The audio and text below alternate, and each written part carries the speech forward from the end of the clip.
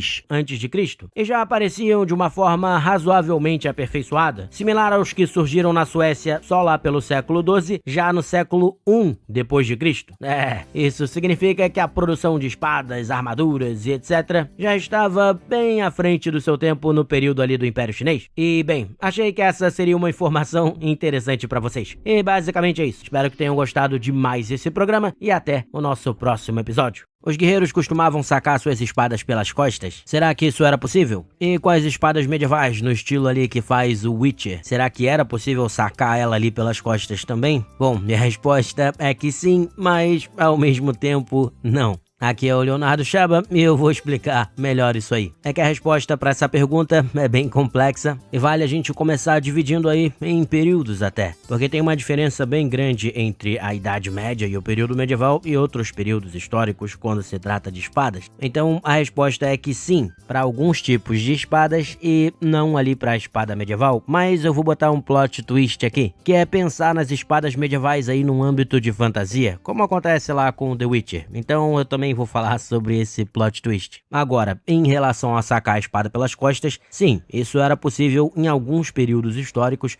e foi feito por alguns povos, como alguns povos celtas, por exemplo. E se você parar pra pensar, nada te impedia de botar a sua bainha ali nas costas e puxar a sua arma das costas se você preferisse, como por exemplo a Gladio, sobre a qual eu falei recentemente no canal, que tem ali uns 65 centímetros, daria pra você fazer, por exemplo, com a Khopesh, que é uma espada mítica aí do Antigo Egito, embora o formato dela seja meio complicado porque ela é bem curva. Então é uma coisa que daria pra você fazer, provavelmente algumas pessoas individualmente deviam fazer, mas há culturas que fizeram, poucas, muito poucas, mas fizeram. Então, se na sua história de fantasia ou no seu jogo de RPG a espada for mais curtinha, dá pra fazer isso de boa sem muito problema e ajuda um pouco a movimentação. Mas aí, quando se trata das armas medievais, a coisa fica bem diferente. Isso foi até uma observação recente feita pelo Thiago lá do canal Brasão de Armas, que ele falou exatamente isso, que com Witcher, como a gente vê ali nos jogos, seria basicamente impossível ele sacar essa arma pelas costas. Isso é uma coisa também que o Shadversity mostrou muito bem num vídeo bem antigo dele, e que isso acontece basicamente porque uma espada longa, é bem mais longa do que a maioria das pessoas pensa. Elas podem ter ali de 100 a às vezes 130 centímetros, então eu quero que você me explique como você vai conseguir puxar ela da bainha e tirar ela da bainha, porque o seu braço não vai ter comprimento suficiente para fazer isso. Então basicamente é uma coisa fisicamente impossível de se fazer, a não ser que você se mexa, se sacuda um pouco, quem sabe, talvez, mas numa situação de batalha, aí você vai se complicar bastante. Então é uma coisa que não dava pra você fazer, principalmente com as armas medievais ali, com as espadas medievais. Mesmo uma espada mais curta, medieval, já era bem comprida. Mas aí é que entra o plot twist que eu falei pra vocês, que a realidade é que dá pra você sacar uma espada longa pelas suas costas, mas não dá pra fazer como o Witcher faz nos jogos. Você vai precisar, na realidade, de uma bainha diferente, uma bainha modificada. E é aí que entra a questão das histórias de fantasia, jogos de RPG e etc. E o que eu quero dizer com a bainha modificada? Esse é outro projeto que foi feito pelo Shad, do Shadversity lá, em que ele criou uma bainha muito interessante, e esse design dessa bainha hoje foi copiado e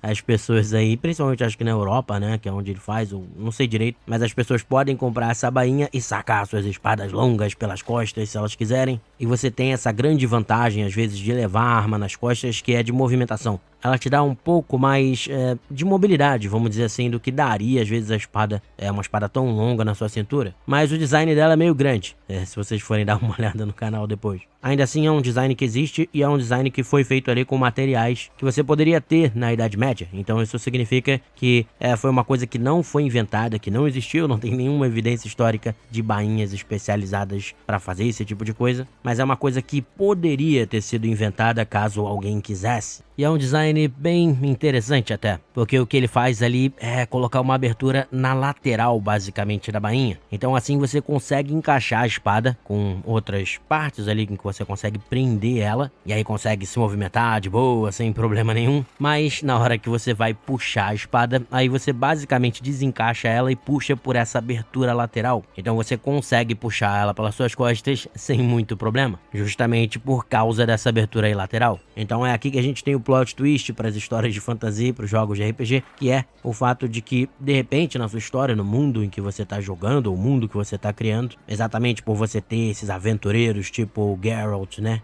Que saem por aí, precisam se aventurar por lugares complicados para matar monstros, etc. Pode ser que tenha surgido essa necessidade da espada nas costas. E por causa disso, esse design tenha sido inventado. É muito simples, essa é a vantagem dos mundos de fantasia. Só que aí, é claro, dentro do seu jogo de RPG, da sua história, você vai ter que entender que a bainha que é utilizada nas costas, ela é bem diferente da bainha que é utilizada na sua cintura. E provavelmente você não pode trocar uma pela outra ou você vai se enrolar todo para sacar sua espada. Ainda assim, isso permitiria que você pudesse ter ali o seu herói da sua aventura de fantasia ou do seu jogo de RPG utilizando a espada nas costas, que acho que fica bem mais legal e que na verdade faz sentido pro tipo de aventura que a gente vê nesses jogos e nessas histórias em que você precisa muito às vezes dessa mobilidade. Então é possível você sacar a sua espada pelas costas, até mesmo a espada medieval, desde que no caso da espada medieval você saiba o que você está fazendo. Os bastões são armas muito poderosas, que podem superar até mesmo as espadas em algumas ocasiões, e vou mostrar isso direitinho pra vocês. Vão anotando as pistas. Afinal, vemos o bastão em séries lendárias, como na animação Avatar e também no filme simplesmente horroroso baseado nela. Mas a primeira pista aqui é entender que os bastões são muito mais poderosos do que as pessoas costumam pensar. Embora eles não possuam um peso maior na ponta para que o impacto dos seus golpes sejam maiores e mais concentrados, como vemos acontecer com maças e martelos, ainda assim se trata de um pedaço sólido e poderoso de madeira, às vezes revestido de metal, que é capaz de causar um estrago nos seus inimigos, até pelo próprio comprimento da haste, que faz com que a força do usuário seja multiplicada. Podemos ver em alguns testes, por exemplo, em que, mesmo com algumas proteções, um golpe na cabeça se mostra absolutamente letal. E certamente golpes em outras partes do corpo seriam capazes de quebrar ossos e provavelmente debilitar ou neutralizar um adversário quase que automaticamente. Logo, o bastão se prova tão eficaz quanto a maioria das armas, mas com um alcance maior do que muitas delas. E já vou falar dessa questão do alcance, ponderar sobre o uso de armaduras, etc. Mas antes vamos entender os motivos pelos quais bastões muitas vezes podiam levar vantagem contra as espadas, e também ver o que algumas fontes históricas falam sobre ele. Afinal, por que eu disse aqui que eles podem superar as espadas? Bem, essa é uma questão ainda muito debatida, mas primeiramente vale lembrar que a comparação entre bastões e espadas é feita justamente por ambos serem armas muito utilizadas para defesa pessoal. Não são necessariamente armas primárias de guerra, como lanças, alabardas, arcos e por aí vai, embora a gládio tenha sido uma arma primária por um tempo no Império Romano.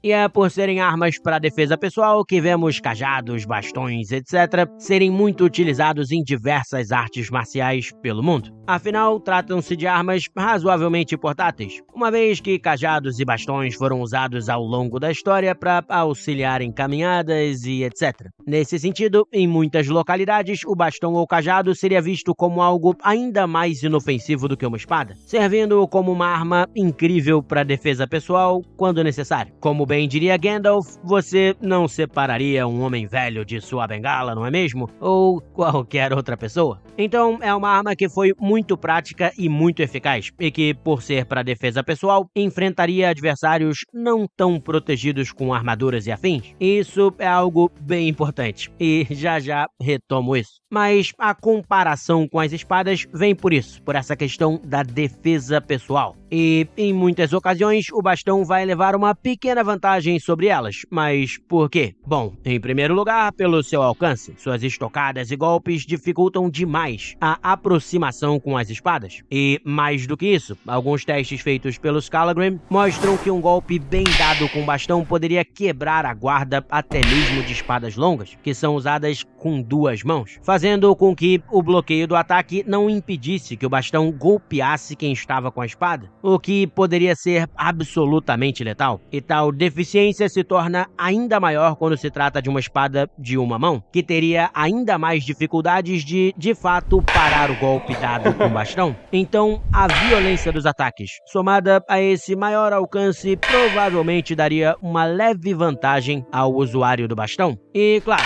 muitos diriam que você poderia suportar o golpe com bastão, se aproximar e matar o usuário do bastão com a sua espada. Mas isso não é tão simples. A maioria das estocadas ou ataques acaba fazendo você parar por um tempo, o que permite ao usuário do bastão executar outro ataque ou se reposicionar para manter a distância. E, como eu falei, sem armadura principalmente, os golpes são extremamente debilitantes. Um golpe na perna e você provavelmente não anda mais. No braço e você não luta mais. Na cabeça e, bem, já era. E como os testes com proteção mostram, mesmo algumas boas armaduras ainda teriam dificuldade de lidar com essa potência dos golpes, o que faz do bastão, nesses cenários de defesa pessoal, uma arma realmente incrível. E, nesses cenários também, ele poderia levar uma leve vantagem sobre as espadas. Agora, caso o usuário da espada usasse um escudo ou então um broquel, que era um pequeno escudo, em geral feito de metal, a coisa muda muito. E é por causa disso até que a espada de uma mão era mais usada até como uma arma de defesa pessoal, com a espada longa sendo uma arma mais de guerra mesmo, usada com armaduras mais pesadas. Mas com o broquel, que era um escudo bem prático de se ter na época, usado ali preso na cintura, você consegue bloquear o bastão muito mais facilmente, tendo também mais facilidade para fazer a aproximação. E assim, o combate já fica bem mais equilibrado, talvez até com uma leve vantagem para a espada, mas não sei. Mas aí você me pergunta, se o bastão é uma arma tão boa assim, por que quase não ouvimos falar dele? E, na verdade, se fala muito do bastão sim, sendo uma arma essencial para muitas culturas com artes marciais, e também sendo essencial para os cavaleiros medievais. Muitos tratados de esgrima falam sobre o uso dos bastões ou cajados, como o de Fiore dei Liberi, de 1400. Aliás, do século XIV em diante, o uso dos bastões passou a ser visto como uma habilidade fundamental para qualquer cavaleiro ou homem de armas, e o domínio sobre eles passou a ser visto como algo obrigatório. E isso acontece também pelo fato de que o uso do bastão é muito similar ao uso de lanças e de diversas armas de haste, como as achas de arma, martelos de guerra de duas mãos, como o bico de corvo, alabardas e etc. E a partir do século XIV, tais armas foram ganhando ainda mais importância, uma vez que a evolução das armaduras, especialmente com o aperfeiçoamento da armadura de placas medieval, permitia o uso dessas armas de duas mãos sem que o combatente ficasse desprotegido. E, ao mesmo tempo, armas de duas mãos mais pesadas, como martelos de guerra e alabardas, tornavam-se necessárias também para conseguir de fato machucar, neutralizar ou matar homens de arma utilizando armaduras melhores,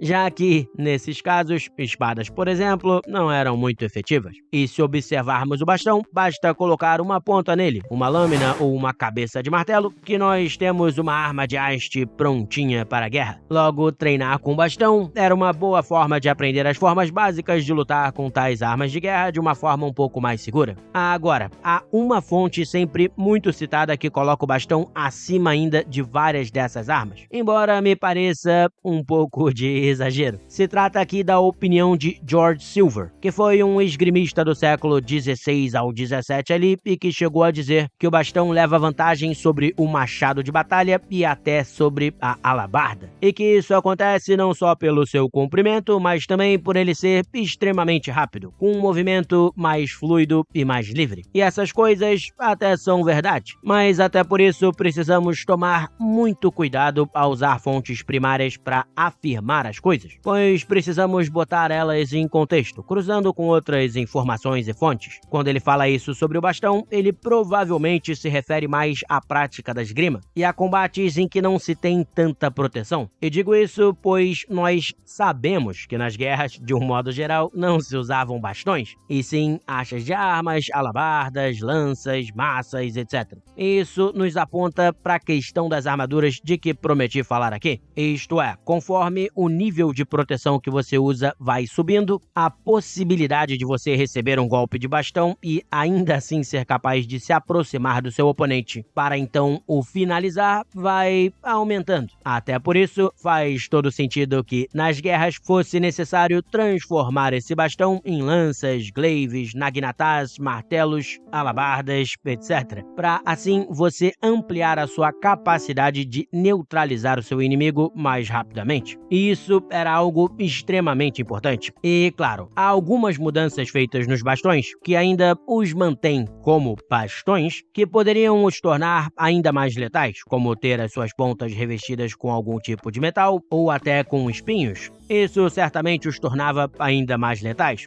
E claro, no caso de Avatar, você poderia usar a sua capacidade de domínio sobre o ar para o dobrar e sair voando por aí. Mas prometo para vocês, isso não aconteceu historicamente. E vocês sabiam que o estilingue do Usopp de One Piece pode ser mais potente do que muitas armas de fogo? Não? Então vale clicar no vídeo que tá na tela aí agora e assistir. E é isso, espero que tenham gostado de mais esse episódio. Grande abraço, pessoal! A maioria dos heróis dos filmes e dos jogos de RPG nunca deveria usar uma espada longa tradicional. Quer dizer, quase nunca. Alguns deles podiam até usar, e eu vou explicar direitinho o porquê. E tudo tem a ver com o erro que as pessoas têm de concepção do que é uma espada longa. Muitos dos jogos de RPG aí, como o próprio Dungeons & Dragons, o famoso D&D, colocam ela ali como uma espada de uma mão. E, bom, isso aí não é verdade. A espada longa é uma espada que foi feita para ser usada com as duas mãos. Isso aí meio que muda quase que totalmente a forma dela ser usada. E o que eu quero dizer com isso? É uma coisa que eu já falei aí nos programas do canal, que é a questão de que houve uma evolução na guerra. Então a espada longa é um resultado, dessa evolução das guerras. Por quê? Porque na verdade, pela maior parte do tempo que se usou foi uma lança e um escudo, ou então uma espada e um escudo, às vezes de repente alguma outra arma, um machado e um escudo, mas sempre tava ali o escudo. E tem um motivo pro escudo estar sempre ali, que é que ele fornece uma grande proteção contra as outras armas, contra flechas também, às vezes, armas que são arremessadas contra você. Quer dizer, você não fica super aberto a ser atacado de surpresa por algum lado ou alguma coisa assim. Então é uma proteção extremamente importante. Mas ela é extremamente importante quando, Bom, pela maior parte do período aí da história, o escudo era importante porque você não tinha armaduras tão capazes de proteger os seus guerreiros, vamos dizer assim. Então se você tivesse ali com um Gambeson, que é uma armadura de linho feita com várias camadas, ou se você tivesse até sem armadura ou quase sem armadura, como em muitos períodos, bastava você tomar uma espadada, uma flechada ou alguém até arremessar alguma arma em você e você poderia sofrer ali um ferimento basicamente mortal. Então o escudo é essencial aí nesses períodos. Só que aí as coisas foram mudando na guerra, você foi tendo ali o surgimento de armaduras de metal muito boas, como a cota de malha, até a lorica segmentata dos romanos, que também era muito boa, com placas de metal, e aí é claro também o surgimento da armadura de placas, que foi a grande armadura aí das guerras do período medieval e tornava ali seus cavaleiros ou guerreiros, basicamente eles se tornavam um tanque, porque elas eram capazes de proteger até contra flechas, como eu já falei também em alguns programas. Então você não precisava se preocupar com quase nada em termos de defesa. Você não precisava de um escudo porque o escudo era a sua armadura. Então foi nesse cenário que a espada longa surgiu, assim como várias lanças mais compridas, alabardas, armas de haste no geral, porque você podia usar as duas mãos e usar uma arma que tinha uma alavanca maior e podia causar muito mais estrago aí nos seus adversários, já que você não precisava segurar o seu escudo para se proteger. E é aqui que vocês devem estar começando a entender por que a espada longa é uma arma muito mais voltada para a guerra do que para o uso cotidiano, para o dia a dia ali das pessoas, e é por isso que os heróis dos jogos de RPG, a maioria deles, nunca usaria essa espada longa, porque de fato ela é uma espada que precisa ser utilizada principalmente com a armadura de placas. E, bom, uma armadura de placas demora demora pra você colocar, você não vai passar o dia inteiro da sua vida, todos os dias usando uma armadura de placas. Então o que aconteceu? Por um tempo ela até foi usada como uma arma de defesa pessoal, mas as evidências mostram que ela foi deixando de ser usada, justamente porque se você pensar, bom, eu tô ali na minha casa, se de repente surge um monte de gente querendo atacar a minha casa, se eu puxar a minha espada longa, partir na direção deles, de repente eu tomo uma flechada e morro, ou então o cara arremessa alguma coisa na minha direção e eu morro, ou então vem dois caras pra me atacar, eu consigo com a minha espada que é mais longa, de repente atacar um cara, mas o outro cara não, que veio pela outra direção me acerta e eu morro, ou então que seja um cara só, e aí esse cara tá vindo, mas ele tá vindo com um escudo e um machado ou uma espada, e aí mesmo eu tendo um alcance maior com a espada longa, que é a grande vantagem que ela dava também na batalha, caso você tivesse de armadura, em relação aí às outras espadas, mesmo com alcance maior, provavelmente vou ter dificuldade de atravessar o escudo do cara ali, e aí o cara vem com a lança dele, com o machado dele ou com a espada dele de uma mão só, e eu tô morto de novo, porque eu tô sem armadura. Então numa situação dessa seria muito mais fácil que, se você tem uma espada de uma mão e um escudo na sua casa, você pega o escudo, pega a espada e sai, porque não dá tempo de você botar uma armadura de placas. Além disso, pra maioria das pessoas, a armadura de placas era muito cara, então quase ninguém tinha, pelo menos por um grande período de tempo. E às vezes você até tinha, se você estivesse na guerra, não na sua casa. Então o que acontece? Se você não estiver usando essa armadura de placas aí, ou às vezes até de repente uma outra armadura de metal muito boa, mas em geral a gente fala da de placas, a espada longa não é uma arma tão boa assim, porque você fica muito desprotegido, especialmente aí também contra armas arremessadas, flechadas e outras coisas, não só as armas dos seus adversários. Então é por isso que, como uma arma de defesa pessoal, ela foi deixando até de ser usada, mas eu vou falar pra vocês aí já um motivo pelo qual ela era usada, que é mais engraçado, mas ela foi deixando de ser usada exatamente para ser substituída pela espada de uma mão só, e aí por um escudo, ou então se a pessoa tá numa cidade, essas coisas assim, você não vai andar com um escudão também pra lá e pra cá, o broquel, que é um escudo pequenininho, que eu já fiz vídeo sobre ele também, que ajudava, auxiliava você a lutar se protegendo, conseguia diminuir o ângulo também pra armas de arremesso e flechas que alguém pudesse querer usar contra você, então ele também te dava uma proteção muito boa, enquanto você poderia com a sua arma de uma mão atacar, e ele era bem pequenininho, então dava pra você botar ele preso ali na sua cintura, que tava de boa, então pra um uso cotidiano ele era muito bom, o cara podia andar na cidade às vezes usando ele ali na cintura, a espada na cintura também, e tava muito mais protegido do que com uma espada longa, porque você tinha essa proteção do broquel ou então de um escudo.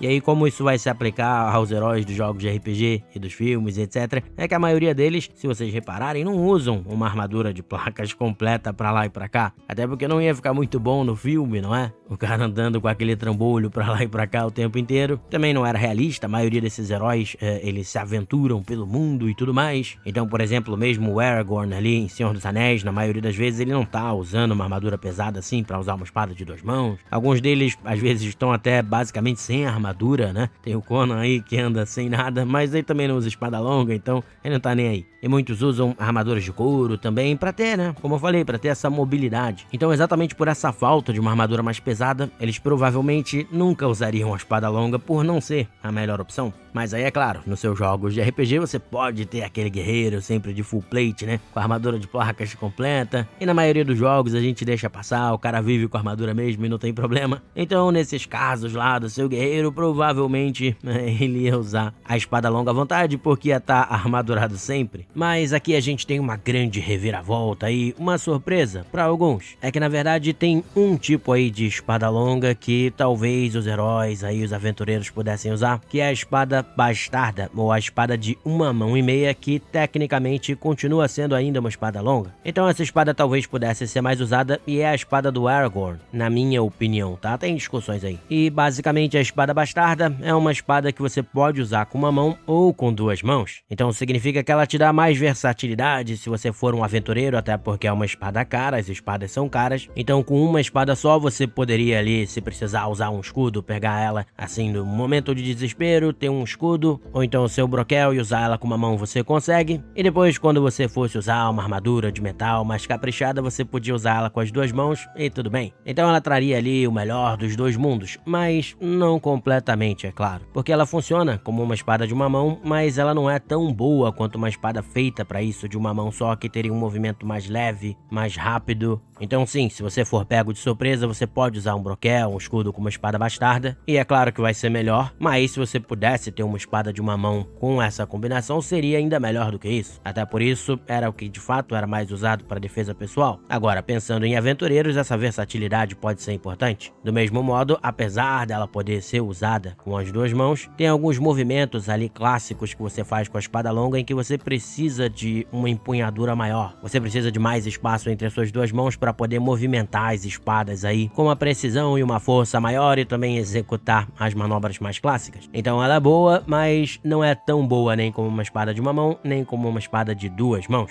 E outro momento também em que você não usaria uma espada longa é se você estiver andando de cavalo. Ali você vai precisar de uma arma de uma mão também, porque você segura a sela do cavalo com uma mão e usa a espada com a outra. Embora haja evidências de que alguns poucos cavaleiros conseguissem guiar o cavalo só com as pernas. Mas enfim, eu também tinha prometido para vocês falar sobre a parte mais engraçada de que por que algumas pessoas até como defesa pessoal usavam a espada longa mesmo ela não sendo tão efetiva assim. E a resposta, meus amigos, é por causa do status. Que o que você queria dizer? Se eu tô andando pra lá e pra cá com a minha espada longa aqui na cintura, significa que lá em casa eu tenho uma armadura de placas completa. Então significa que eu tenho dinheiro pra caramba. Então esse era um motivo também pelo qual às vezes a nobreza usava a espada longa na cintura, porque ela era também um símbolo aí de status. Então eu achei que esse conceito podia ser bem legal pra vocês e espero que vocês tenham gostado do episódio. Grande abraço, pessoal!